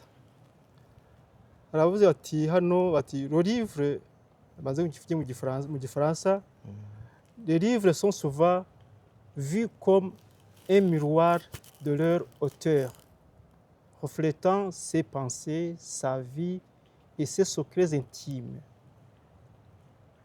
Bivuze ngo umuntu acirije ati igitabo bifatwa kenshi nk'indorerwamo y'ikirore, aho umwanditsi wacyo agerageza kugaragazamo ibitekerezo bye, ubuzima cyangwa se amabanga y'ubuzima bwe. Hari n'undi wavuze ati l'auteur dans son livre doit être comme Dieu dans l'univers, présent partout et visible nulle part. Nshishirije mu Nyarwanda uvuga ati umwanditsi w'igitabo ameze nk'Imana mu isanzure, Imana igaragara hose, iba hose, ariko ntigire ahantu igaragara ayifata gutya. Undi nawe Michel de Montaigne yavuze ati abwira abasomyi ati lecteur, je suis moi-même la matière de mon livre. We asa naho yamaze amatsiko avuga ati musomyi umenye ko ari iki wivuga muri iki gitabo. Tugatse igitabo cyanyu Adorata, haba hari ishusho cyangwa se mwivugamo mu gitabo cyanyu cyangwa se igice cy'ubuzima bwanyu? Joseph, kugiye kumenesha ibanga. Kugiye kumenesha ibanga ndi umugabo kuri kamera koko. Reka nkubwire, Adorata nubatse muri iki gitabo, nanjye ndimo. Kubera iki? Kuko inzira ya mbere irimo hano nanjye ndayikeneye. Hari ubwo wavuza abahoteli, nanjye nkubwira undi, Henri Newman, wavuze ngo yari umupadiri, avuga ngo nous sommes des malades qui guérissent. Ubwo yavugaga abapadiri, navuga ati burya abapadiri ni abavuzi ariko barwaye. Ni nayo mpamvu muri twe ushobora gusangamo n'abarembye barusha kuremba abo bavura. Nabonye rero navuga ngo je suis un malade qui guérit. Ndi umurwayi ugerageza gufasha abandi barwayi. Ugiye gutuma nkubwira kandi kantu nkunda ku ishusho ya kiliziya. Umukirisitu yaratuye muri quartier irimo abantu, umukirisitu gatolika irimo abantu batari abagatolika, batari abakirisitu gatolika bakajya bahora bamuserereza ngo iriya kiliziya yanyu irimo abapadiri b'abanyabyaha, irimo abakirisitu b'abanyabyaha, banywa inzoga bakanywa itabi bakagira gute, biramurya bihora bimuserereza. Noneho ajya kubaza padiri ati uzi ko ngiye kuva muri kiliziya, muri karitsiye barandambiye ngo mwebwe abapadiri muri abanyabyaha, ngo kandi n'abakirisitu tubona badahinduka ngo nabo ni abanyabyaha, ngiye nanjye kwigira ahandi bakijijwe. Padiri aramureba abura igisubizo amuha, kuko nubwo nawe yisangaga mu bo bavuga. Arangije aramubwira tumva rero, kereka niba kiliziya warayumvise nabi. Ahita amuha ishusho y'umutagatifu wavuze kiliziya ayigereranya n'ibitaro by'abarwayi. Mu bitaro haba harimo abantu barwaye b'ingeri nyinshi. Hari abarembye, hari abari ku mwuka, hari abacitse amaguru, hari abacitse amaboko, hari n'abandi basigaje umunsi umwe, mbese ingeri nyinshi z'abarwayi. Ati rero buriya kiliziya ureba ntabwo ari mize. Mize ni icyarya mu Kinyarwanda. Mize ni inzu ndangamurage. Ati buriya ntabwo kiliziya ari inzu ndangamurage y'abatagatifu, ahantu hari abatagatifu abantu birirwa bajya kureba, ahubwo ati jye nayigereranya n'ibitaro, aho uwabashije koroherwa arwaza urembye, aho uwacitse akaguru aherekeza utabona, aho utabona yumvira utumva, naho uwatangiye gutora arya bavuga ngo iyo umaze gukira noneho ugasigara ahubwo ari uvura, ariko bitabujije ko nawe utangiye kuvura ejo wazongera ukarwara. Aramubwira tuzagende mubwire uti nubwo ndi mu kiliziya ariko ndi no mu bitaro, nyine abo bantu uvuga bararwaye nkanjye, ariko icyo nzi ni uko bashobora kuba batarembye nkanjye. Ati rero ubwo nahise numva ko ahantu ndi ariho koko.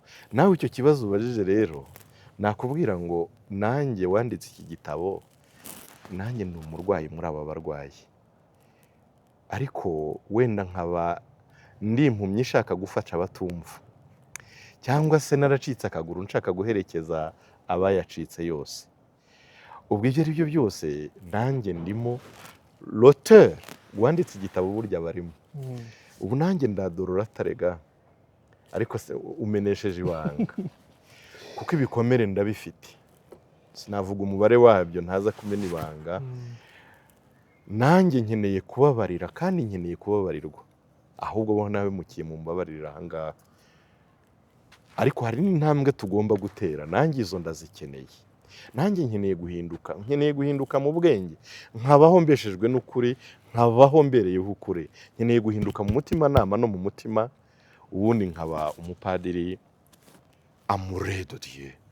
Kandi yoze ari twabapadiri, ari n'abarayiki, ari n'abihaye Imana mu bundi buryo bwose, ejo hazaza hazakenera les amoureux de Dieu. Abatari amoureux de Dieu bazajya bakangwa biruke, abatari amoureux de Dieu bazajya babura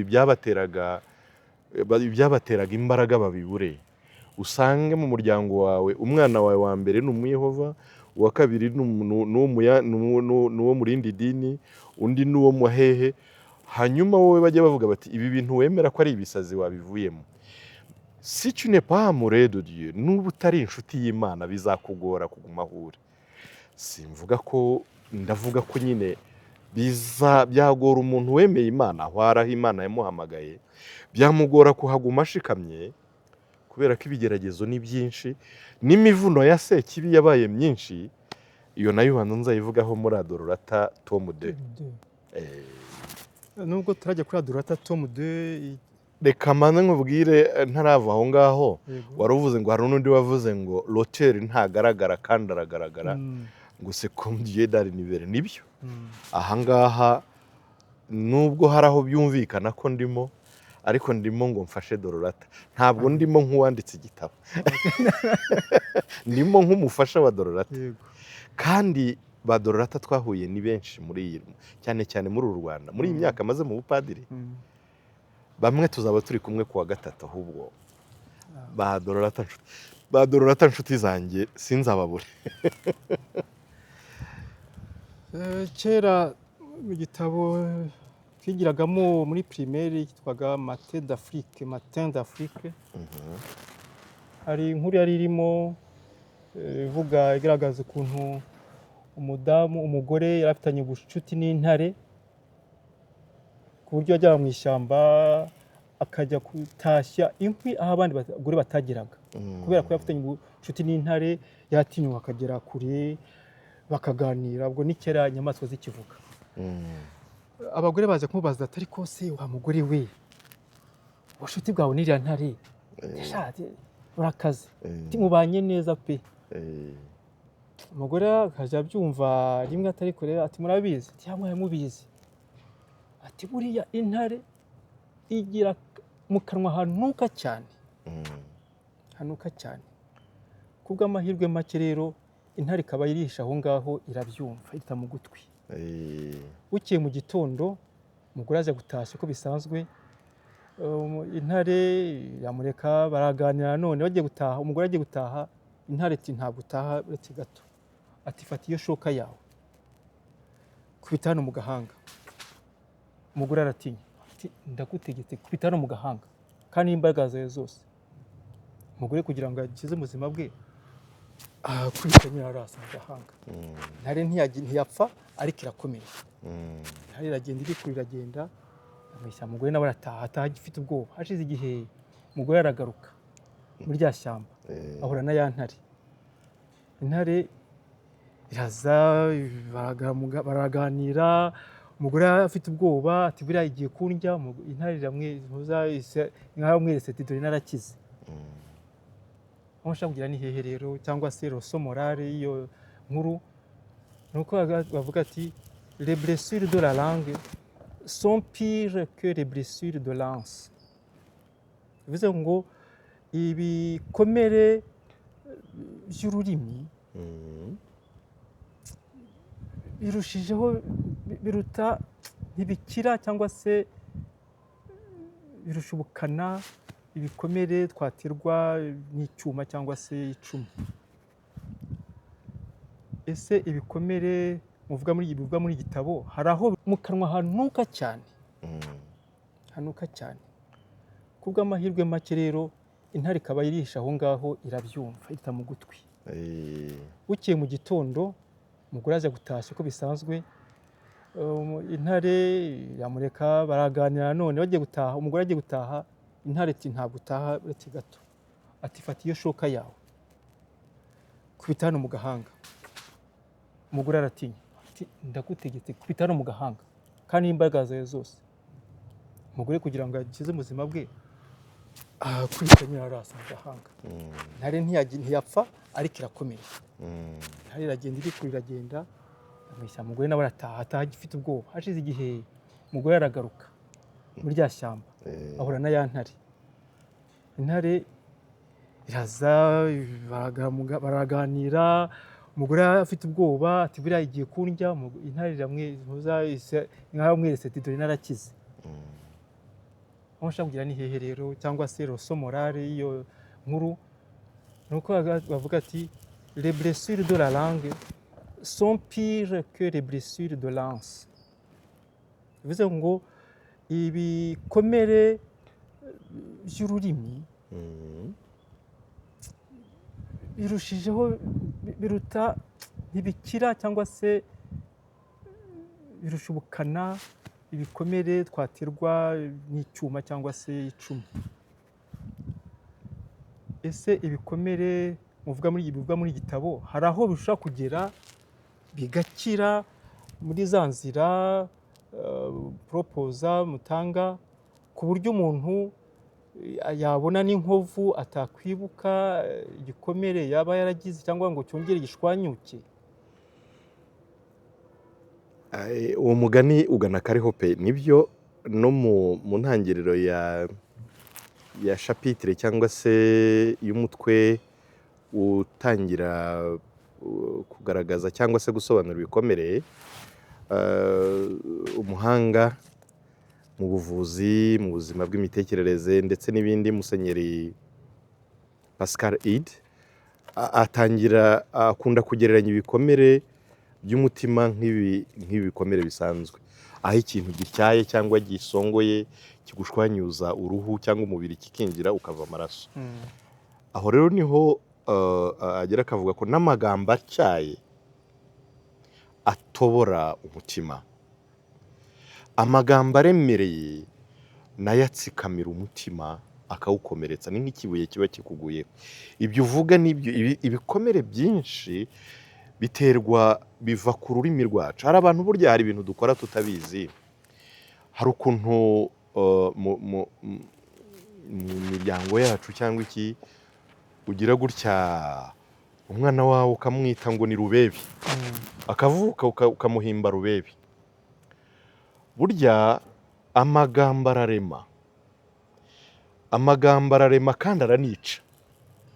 Ushobora kumwita, sindabona umuntu bahimbye Rubebe ngo bizarangire avuye niba biriho ni ingabire y'Imana. Umwita Rubebe bikazarangira ari Rubebe. Umuhimba uruzina nk'urwo ukamwita Kirihahira. Niyo mpamvu hari na leta isigaye irwanya amazina y'amagenurano, ukamwita ngo imbwa ziranoga akazapfa ari imbwa yanoze. Burya ijambo ririca cyangwa rikarema. Niyo mpamvu ayo magambo mabi cyangwa atyaye akomeretsa imitima. Iyo wiga gukira ibikomere, wiga no kuyarenga, ariko ukiga no kudakomeretsa abandi mu bitutsi. Ubu urabona social media zacu zisigaye zirimo ibitutsi cyane. Niba wenda abantu ni views, abantu bishakira wenda amaramuko, ariko se tuzabishyigikire ko ibitutsi burya bigendera aho ngaho? Burya bikomeretsa imitima myinshi. Abatutswe, ababigenderamo burya ni benshi. Niyo mpamvu rero mu buryo bwo kuvura ibikomere bituruka ku magambo, ari no gutoza abantu kuvuga amagambo meza. Erega burya imvugo nyandagazi yandagaza nyirayo. Ni imvugo nziza ikagaragaza uburere wahawe. Ibyo mvuga rero niko bimeze.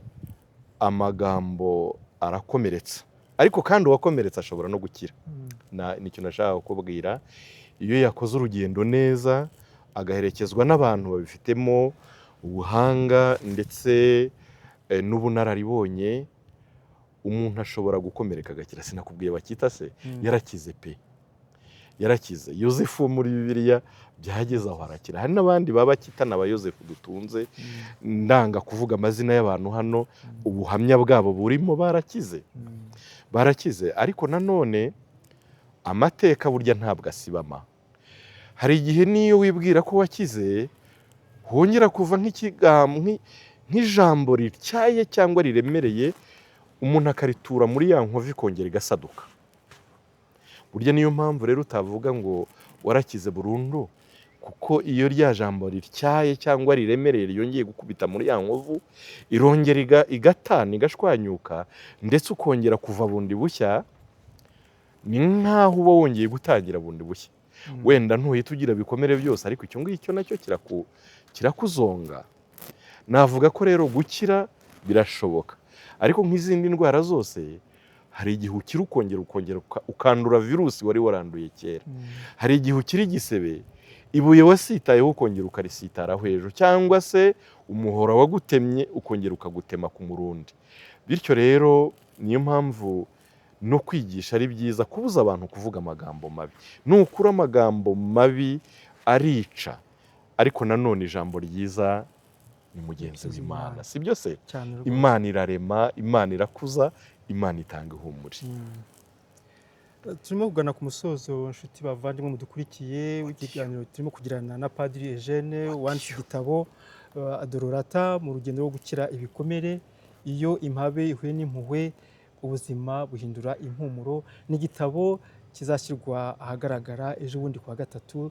Tukaba tubararikiye mwese kwitabira umuhango cyangwa se kuzabaririza aho kiri. Turajya mu kanya turamubaza aho dushaka kukikura, ariko mbere ko tugera aho ngaho twagira ngo tubaze nanone mu gitabo avuga uburyo twese dufite ibikomere ariko hakabaho n'amayeri yo kugerageza guhishira ibikomere, kandi ndetse ugasanga no muri sosiyete habaho uburyo bwo gutoza abantu kugenda gushinjagira bashira, imfura ishinjagira ishira, ngo amarira y'umugabo atemba ajya mu nda. Ese nyakubahwa padiri, umuco aho cyangwa se uburere dutozwa, umwana ararira yikubita hasi atarira shangura akagabo, yaba arize bakamutuka, umwana agakura aruma gihwa, kandi bavuga ngo uruma gihwa kandi ashira.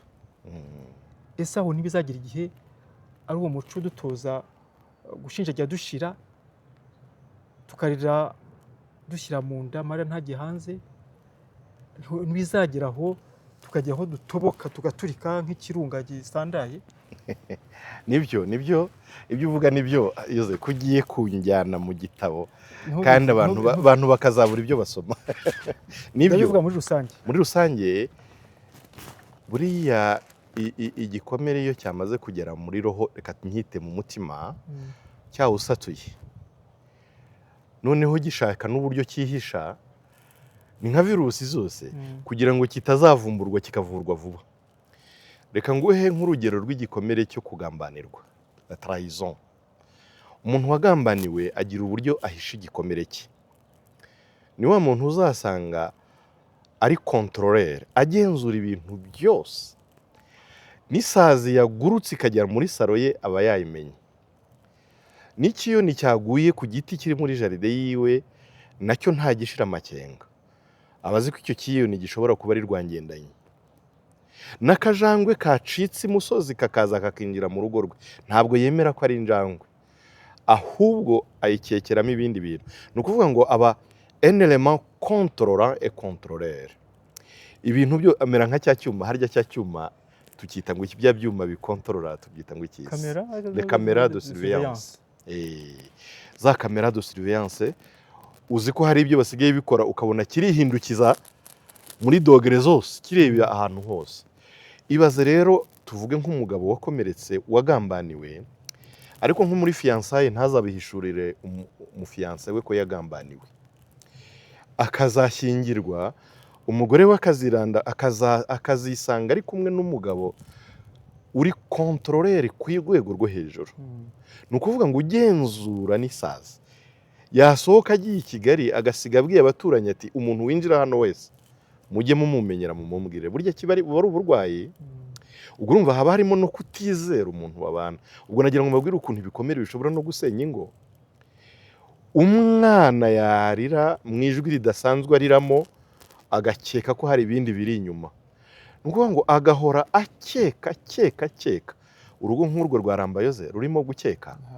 Telefone yasona akabaza ngo ninde, wanamubwira ntabishyira amakenga akajya kureba ninde, akajya gukenguza. Wakwibeshya uri umugore wayisiga hano ugasanga yamaze kureba kontakte zose. Urwo rugo rwazaramba se?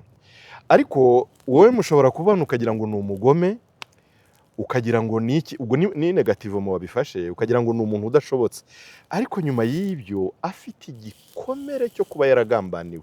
Ni ukuvuga ngo abavuga ngo isaha n'isaha nshobora kongera kugambanirwa. Utamuzi rero uhita umwambika icyapa cy'umuntu w'umugome, cy'umuntu udashobotse. Ariko iyo wamaze gusobanukirwa n'ibyo bintu, ushobora kumufasha kugenda agarura icyizere buhoro buhoro. Izo nzira zirimo ziravugwa, cyangwa se nanone ukabifata mu buryo buri positif, mu buryo bwubaka, kugira ngo umufashe kujya mbere. Naho haragira gutya akamuta kigendera, yamutana abana, yabatwara, akavuga ati sinshobore kubana n'icyuma gikontorora, sinazabivamo. Ariko uwamenye iri banga ashobora kumufasha akazavamo umugabo w'igitangaza. Abagabo mubabarire muvuze umugabo kuko bishobora kuba no ku mugore, cyangwa bikaba ku mwana, bikaba ku wihaye Imana, bikaba ku mupadiri. Mukagira hano muri paruwasi wavuga n'isengesho akavuga ngo washakaga kuvuga iki? Urumva rero naho ngaho ibikomere byihisha akenshi ntimuzabimenye umuntu akazarinda arunduka. Tugana ku musozi kwa padiri, kwandika igitabo ni umushinga ukomeye abenshi batinya cyangwa bageraho bakababwa.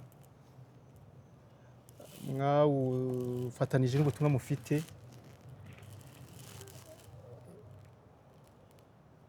Umuntu ikibazo cy'amatsiko, mwabonaga umwanya mute?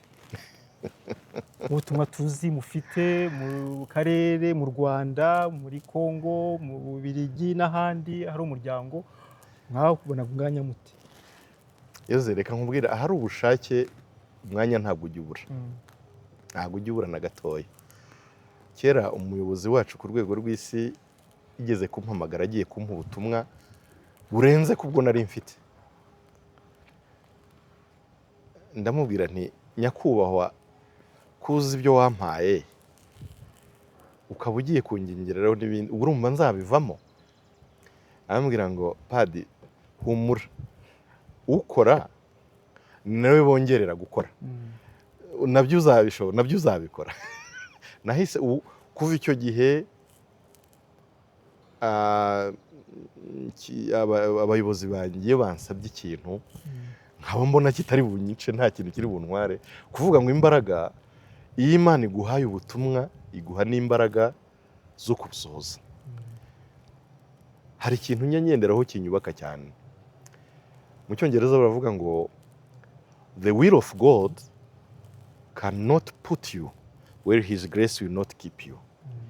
Ngo ugushaka kw'Imana ntigushobora kugushyira aho ingabire yayo itazagufasha kuguma.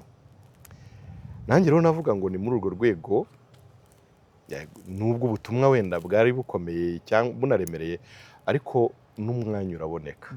Cyane cyane burya mu gitondo cya kare niho mba mfite inspiration cyane cyane, cyangwa se mu masaha yigiye nyuma ya 3:30 nta bintu bikirangaza, niho nkunda kwandika kenshi. Ariko n'ubundi iyo ufite ubushake umwanya ntabwo ujya ubura. Mugiye gushyira hanze igitabo Adorata, mu gihe isi akenshi muri iki gihe abantu basa naho bafite ubunebwe bwo gusoma inyandiko bibera y'amashusho, audio, visuel, kandi tuzi ko igitabo nk'iki ngiki byanze bikunze hari cyabatwaye, sinzi ntabwo twajya kuvuga ngo muvuge roku cyangwa se ikiguzi cyacyo, ariko tuzi ko cyabatwaye imbaraga ndetse n'umufuka. Mwumva muteganya kugishyira ku isoko cyangwa se tuzagisoma gratuitement, tuzagisanga he? N'utubazo nk'utwo ngutwo kugira ngo noneho abaguzi cyangwa se abasomyi bumve bazagisanga, niba bazagisanga hano muri ofisi wanyu, muri sekretariya y'umuryango, cyangwa se bazakibona ku mbuga nkoranyambaga, cyangwa se aho hose amatsiko abasomyi bashobora kugira ati tuzakibona he? Ese none cyaba gihenze? Ese ibibazo nk'izo ngibyo. Ubajije ikibazo cyiza Yoze. Nibyo burya sinavuga ngo guhinduka mu bwenge ni no kubaho mu kuri. Yego. Kwandika biravuna, bitwara umwanya. Bitwara umwanya kandi bigatwara n'ubushobozi.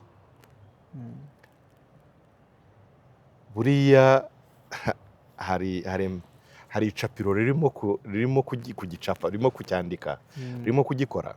Mu icapiro ntabwo ujyayo gusa ukavuga ngo ni mumbabarire ibi bikorwa, baguha fagitire.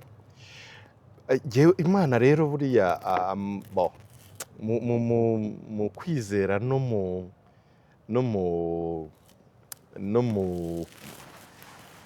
mu mizero yanjye, cyangwa se mu kwizera ko ibintu bishoboka, bonana nizeye ko n'iki gitabo cyasohoka. Ndakubwiza ukuri, igice kinini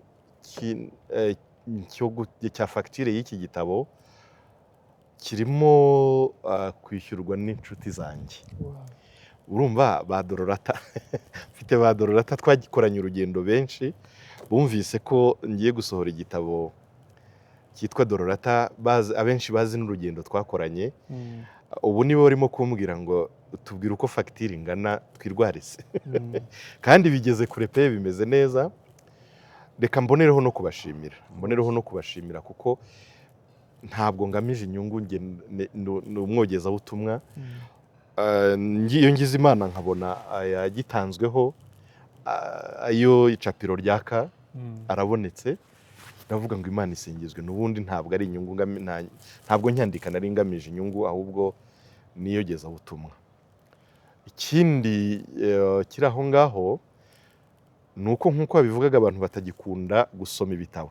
Ubu n'ubu reba n'akagize gatoya, ubundi wari umushinga w'igitabo kinini cyane, ariko kubera ko tugisha inama, abantu barambwira ati mu kinyejana cya 21 wandika igitabo cy'umutumba, abantu bakagenda bakakibika mu kabati, bakajya bibuka ko wanditse gusa, ariko ntawe ugisoma. Umuntu yangiriye inama rero ati ubu ngubu muri iki kinyejana wandika, ukora akantu gashobora kujya mu mufuka, muri cya gikapu muri ka gakapu k'abadamu, ashobora kugashyiramo, yaba ari muri bisi akaba yafungura. Ariko niwandika ikintu azagomba gukodeshereza iyindi varisi kugira ngo agitwaremo, bizamutera ubute. Waba ugiye nko gufata indege, ku bagenda n'indege, ukagashyira muri ka gaposhi utwaramo ibyangombwa. Waba uri mu ndege utangiye kunanirwa cyangwa se kurambirwa kwicara, ugafungura agapaje ugasoma mbere yo kuryama, cyangwa se uvuga uti hari ahantu kegetse ukagafata ukagasoma. Niyo mpamvu ubu kukagira gato gutya ni abajyanama mu bwanditsi bangiriye iyo nama. Naho ubundi cyari igitabo kinini cyane. Ni nayo mpamvu mfite isoni iyo mvuga ngo ngiye ngo tuzatangaza igitabo, uzajya ihingukaho agasanga si igitabo, ni agatabo, yavuga ati ni sikamu se, niyo cyari igihuha.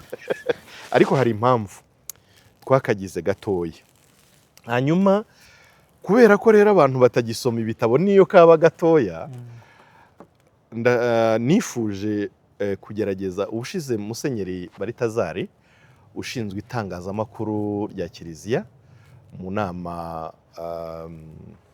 y'abepiskopi gatolika yavuze ijambo riranshimisha cyane, ngo je cite de mémoire, ntabwo texte yinyifite, ngo tugerageze gukora ibishoboka ivanjiri iyogezabutumwa turikoreshe muri iyi miyoboro dufite y'imbuga nkoranyambaga cyangwa se n'izindi platforms n'ubundi buryo twahawe ngo twogeze ivanjiri. Kuko ibi tutabikoze isi yazadusiga, noneho tugasigara ducurangira abahetsi. Iki gitabo rero kizakorwa ku buryo bwanditse, bimwe byo kukinyuza mu icapiro, hanyuma gikorwe no mu buryo bw'amajwi, ibyo twita audio book. Ni uburyo bushya dushaka kugerageza muri iki gihugu cyacu, banza hari byari bitarahagera niba ntibeshye. Turashaka kugira ngo turebe niba bishobora gukorana hano mu gihugu cyacu, ariko birumvikana nyine ubwo buryo bwombi, cyane cyane ubu ngubu bw'amajwi, ni uburyo buhenze, ndetse n'ubwo kwandika nabwo buhenze, ariko ntabwo njya mpangayikira ibyo ngibyo kuko Imana niyo ibyikorera.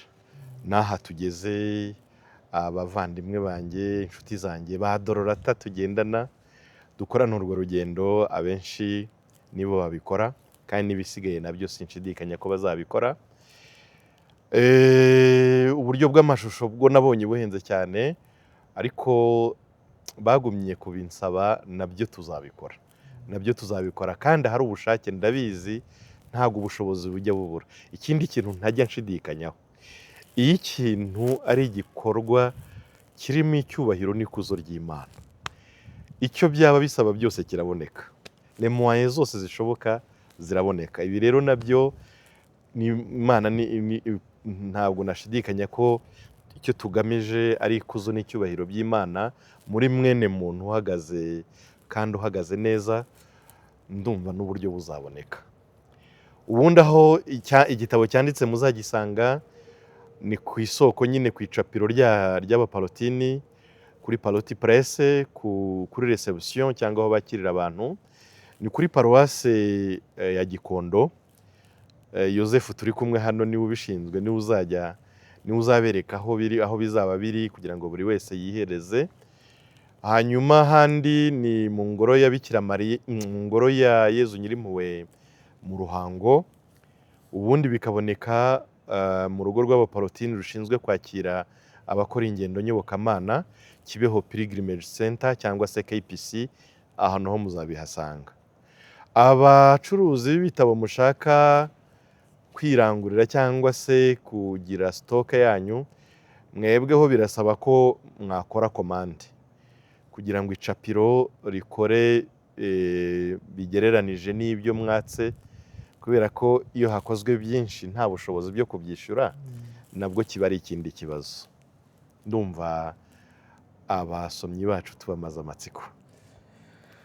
Amatsiko arashize ku basomyi bifuzaga kumenya aho igitabo Adorata bagisanga naho bakibona. Harya uburyo bw'amashusho navuze ko bw'amajwi n'amashusho navuze ko tuzabikora mu buryo bwa YouTube, uburyo abantu bamenyereye. Niba ntabivuze ubwo ndabivuze, tuzajya tubyumva episode kuri episode kugeza igitabo kirangiye. Ubwo kizajya kurangira na Adorata tomu ya 2 ihari. Urumva ko kandi ko duhishiwe ko nyuma hateganyijwe indi tome ya 2 ikurikira iyi ngiyi irangiye, tugiye kuzagezwaho ejo bundi kwa 3 18. Nyakubahwa Padiri, tugana ku musozo, byanze bikunze hari ubutumwa bwenda bwihariye mwamufite ku rugendo ku cyiciro cya mbere cy'uyu mushinga twava ko gisojwe, ababafashije, abicapiro, abadorata hirya no hino bajya babafasha, n'ababateye inkunga mu bitekerezo. Ijambo mwababwira? Ijambo ni ijambo rigufi cyane ryitwa merci cyangwa se murakoze mu rurimi rw'Ikinyarwanda. Nkuko nababwiraga, ibintu byose bihesha Imana ikuzo n'icyubahiro ntabwo bijya bibura abantu babigiramo uruhare. Kugira ngo aka gatabo gasohoka, hari abantu benshi rwose ba hafi n'ahakure babigizemo uruhare, kandi n'ubu bakibigiramo uruhare, kuko kugeza ubu ngubu kopi cyangwa se ibitabo tuzakoresha kuwa 3, ibi ngibi byishyuwe cyangwa se ni inkunga y'inshuti y'abadorata twakoranye urugendo. Nababwira ko ngiye gusohora Adorata, bavuga ati uwo ni uwacu, abo ni twebwe, reka natwe tubigiremo uruhare. Ubu bitabo tuzazana kuwa 3 ni abo ngabo bagiye babigiramo uruhare, no kugira ngo tuzabashe kubona tomu ya 2. Hanyuma bazacyumva kuri YouTube, ntabwo buriya buryo sinzi uko bukora, tugiye kugerageza bwa mbere. Muzacyumva nibyo, aba hafi n'abakure, cyane cyane ndatekereza abantu batari mu Rwanda batabasha kubona kopi yanditse, kucyumva ndumva ari bwo buryo bwiza. Ntabwo nababwira ngo mwebwe tubakeneyeho iki, icyo umutimanama wanyu uzababwira gukora muzagikore. Icy'ingenzi ni ubutumwa muzakuramo, hari icyo bibamariye tuzasingiza Imana, nicyo cy'ingenzi.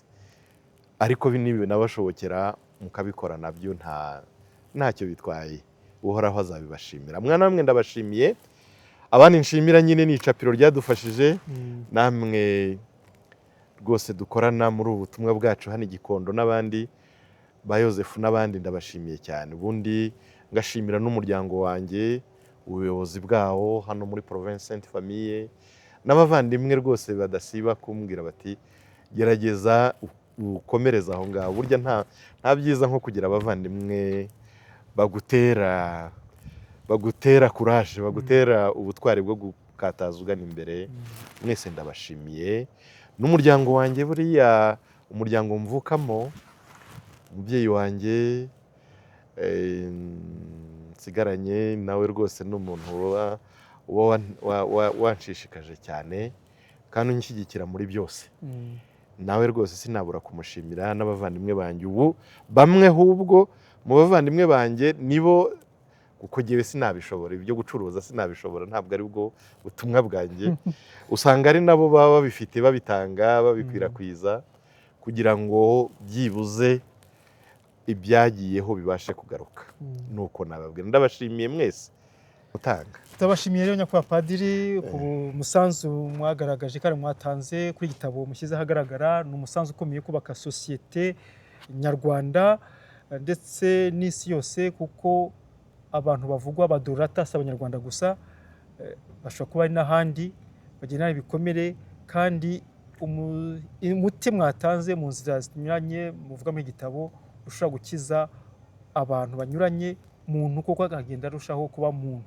Turabashimiye rero kandi duteganya n'amatsiko menshi tome ya kabiri. Urakoze cyane Yoze, nanjye ngushimiye ibikorwa mukora byo kwamamaza ivanjiri inkuru nziza dukoresheje ubu buryo bushya isi yazanye, bushobora kuba bwiza cyangwa bukaba bubi bitewe n'ubukoresha.